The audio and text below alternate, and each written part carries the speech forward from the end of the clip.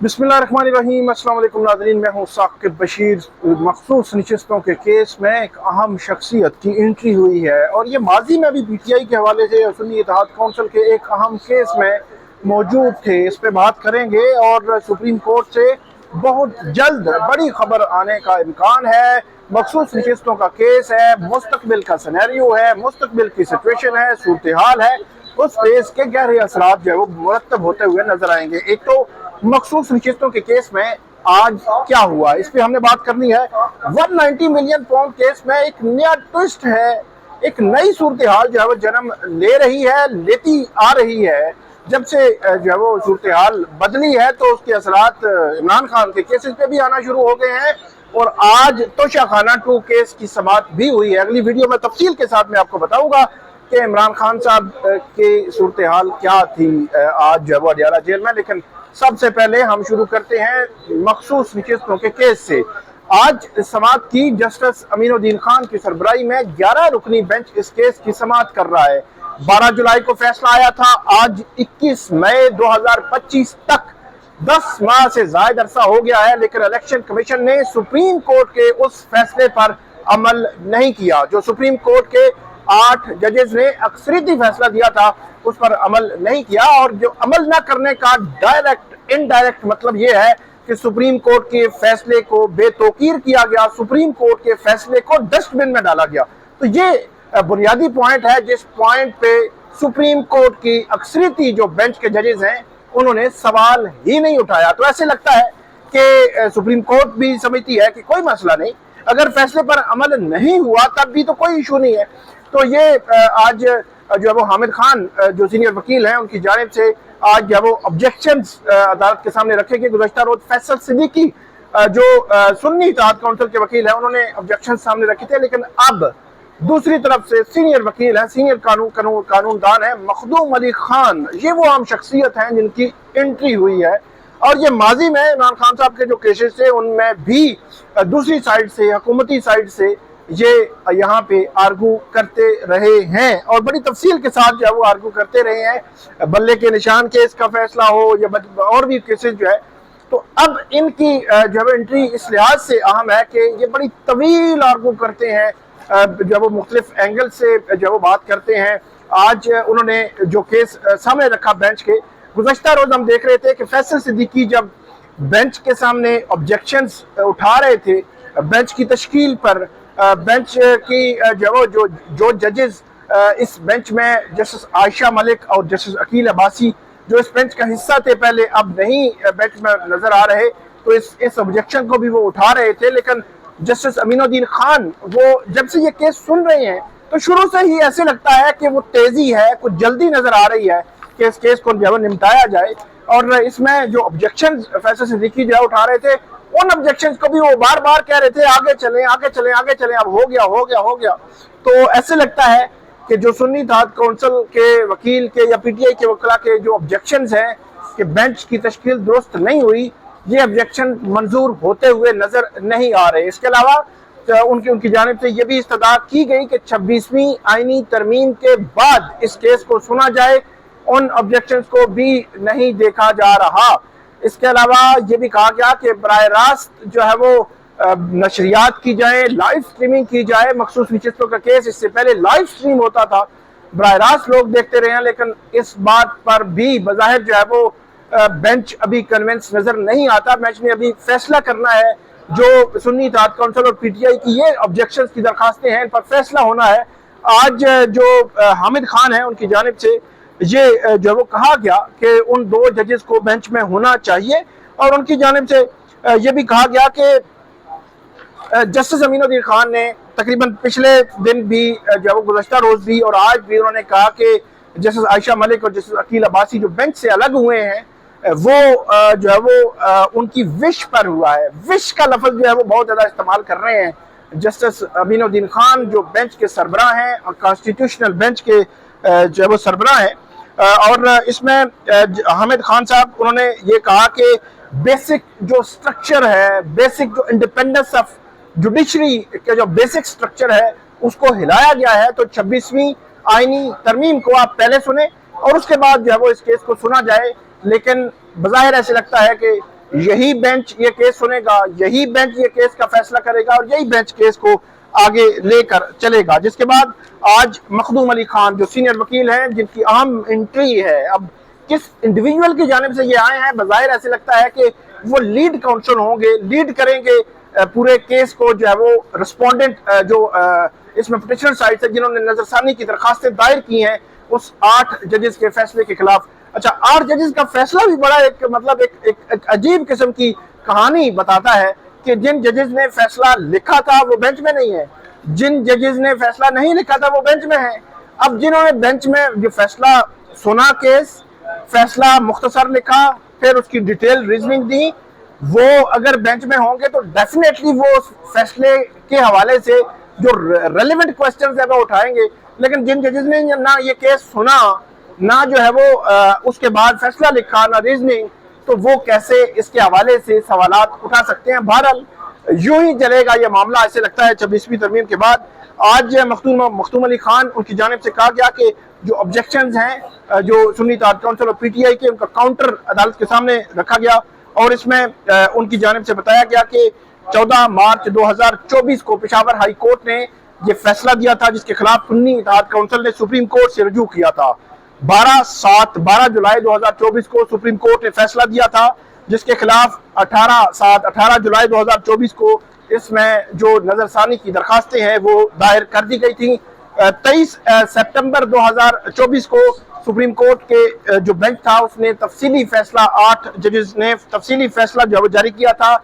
21 अक्टूबर को 26वीं आईनी तरमीम जब हुई थी और उनकी जानिब से मखदूम अली खान ने इस चीज़ की हमायत की। उन्होंने कहा कि जस्टिस आयशा मलिक और जस्टिस अकील अब्बासी, क्योंकि उन्होंने पहली समाअत जो 6 मई को की थी उसमें उनकी जानिब से जो रिव्यू पिटिशंस हैं वो डिसमिस कर दी गई थी, इलिमिनी डिसमिस की गई थी कि ये काबिले समाअत ही नहीं है।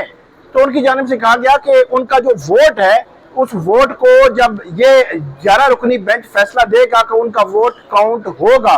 तो यहाँ पर जस्टिस जमाल खान मंदोखेल ने कहा कि जब से 26वीं आईनी तरमीम हुई है तो हर बात को वोट वोट और वोट से ताबीर किया जाता है।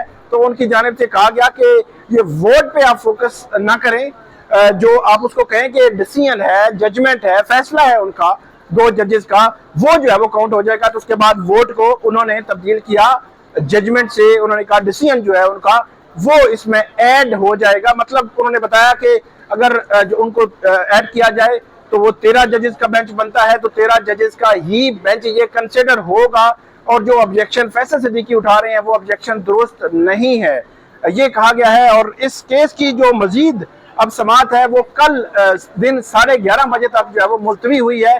कल दिन 11:30 बजे दोबारा जस्टिस अमीनुद्दीन खान की सरबराही में बेंच बैठेगा, केस आगे बढ़ाएगा। अच्छा, ये केस बहुत जल्द, इस हवाले से बड़ी खबर और बड़ा फैसला आने का इम्कान इसलिए मैं कह रहा हूँ कि इस केस में जो एक तो रिव्यू है उसमें एरर आपने बताना है, उसमें स्कोप बड़ा लिमिटेड होता है।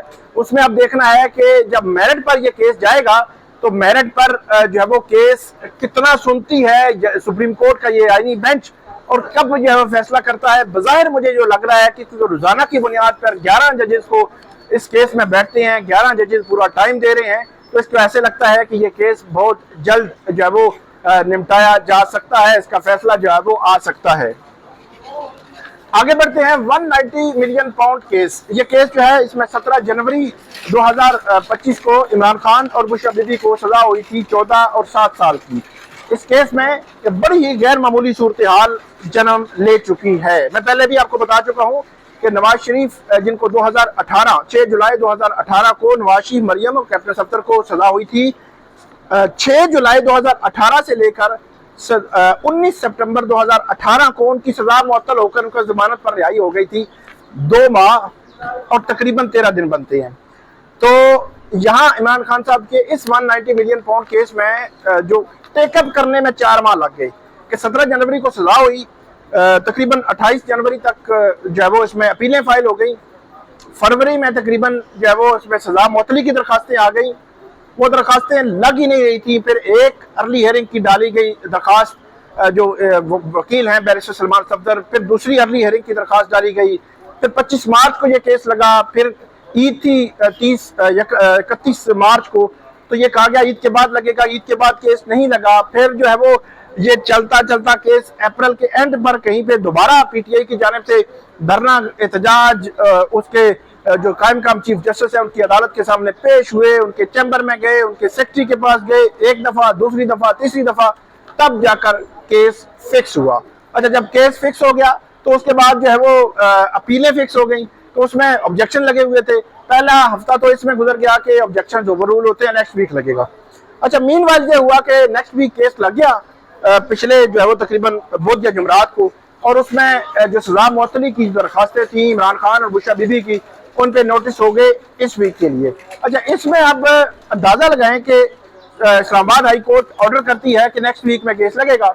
अब उसका जो वेबसाइट पे ऑर्डर नहीं आया, ऑर्डर जारी हुआ होगा डेफिनेटली, लेकिन ये वेबसाइट्स पे इस्लामाबाद हाई कोर्ट के ऑर्डर्स जाया करते थे, आ जाते हैं अभी भी बहुत सारे जो बेंचेस से। लेकिन मैं देख रहा हूँ कि इमरान खान साहब के इस केस के जो उनकी सजा मुअत्तली की दरखास्तें हैं, इनके ऑर्डर्स हमें मिल नहीं रहे, ऑनलाइन अवेलेबल नहीं होते। तो ऑनलाइन अवेलेबिलिटी ना होने की वजह से अब कुछ नहीं कहा जा सकता कि उस ऑर्डर में लिखा हुआ क्या था, वो ब्रांच में पड़ा होगा। तो उसमें अगर तो ये लिखा है बेंच ने कि अगले हफ्ते लगाना है, तो इस हफ्ते क्यों नहीं लगाया इस्लामाबाद हाई कोर्ट के रजिस्ट्रार ऑफिस में? इसका कोई जवाब नहीं है। तो आज फिर जो पार्लियामेंटेरियंस हैं बड़ी तादाद में यहाँ पे शारह दस्तूर पर जमा हुए, इस्लामाबाद हाई कोर्ट के बाहर बड़ी तादाद में खवातीन थे, उनके पार्लियामेंटेरियन थे, कारकुनान तो बहुत कम लेकिन वकला थे, वो जो है वो जमा हुए और उनका मुतालबा वो एक तो इमरान खान साहब की रिहाई के बारे से बात कर रहे थे, लेकिन अंदर जो सेक्रेटरी टू कायम काम चीफ जस्टिस सरफराज जोगर उनके जो पहुंचे चैम्बर में, वो भी वकला और उनके जो लीडरशिप थी, बैरिस्टर गौहर भी थे। तो वहां पर जाकर उन्होंने बैरिस्टर जो इसमें शोएब शाहीन है उनकी जानिब से तस्दीक की गई है कि हमारी मुलाकात हुई है कायम काम चीफ जस्टिस सरफराज जोगर से, और हमने ये कहा है कि इमरान खान के 190 मिलियन पाउंड केस क्यों नहीं लग रहा, उसको जो है वो लगाने का ऑर्डर किया गया था। तो आप पूछे क्यों नहीं लगा इस हफ्ते, क्योंकि कल आखिरी दिन है वर्किंग, मतलब जिसमें डिवीजन बेंच बैठता है इस्लामाबाद हाई कोर्ट में, मतलब कल थर्सडे है और थर्सडे लास्ट डे होता है जब डिवीजन बेंच बैठता है। तो फ्राइडे डिवीजन बेंच नहीं होता और सैटरडे जब वो छुट्टी होती है अदालती और चैम्बर्स वर्क करते हैं जजेस, और संडे को तो होती ही छुट्टी है, फिर मंडे चला जाएगा। लेकिन अब खबर ये आई है कि शोएब शाहीन कहते हैं कि अब आपका केस आइंदा हफ्ते लगेगा। किसने कहा है? कायम काम चीफ जस्टिस सरफराज जोगर।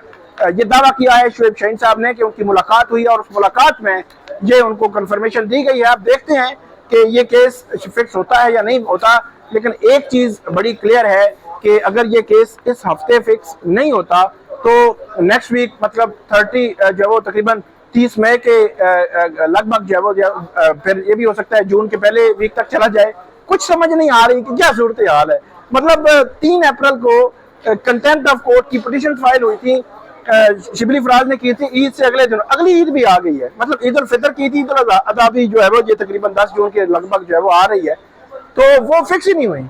एक दफा जी फिक्स कर दिया जी जस्टिस इनाम अमीन मिन्हास, उन्होंने कहा जी ये तो लार्जर बेंच का मामला था, तो लार्जर बेंच ने सुनना था, तो वो जी लार्जर बेंच ने भी फिर नहीं सुना। तो अजीब सूरत हाल चल रही है, बहरहाल अजीब व गरीब सूरत हाल है। अदलिया तो इस सूरत हाल में हमें नजर भी नहीं आती कहीं पे। बहरहाल देखते हैं कि ये निज़ाम इंसाफ, इसको अब क्या नया नाम जो है वो दिया जाए। आगे बढ़ते हैं, आपको जब वो मजीद अपडेट करेंगे अगली वीडियो में मजीद अडयाला जेल में आज क्या हुआ। आप हमें फीडबैक दीजिएगा, कमेंट कीजिएगा। बहुत शुक्रिया।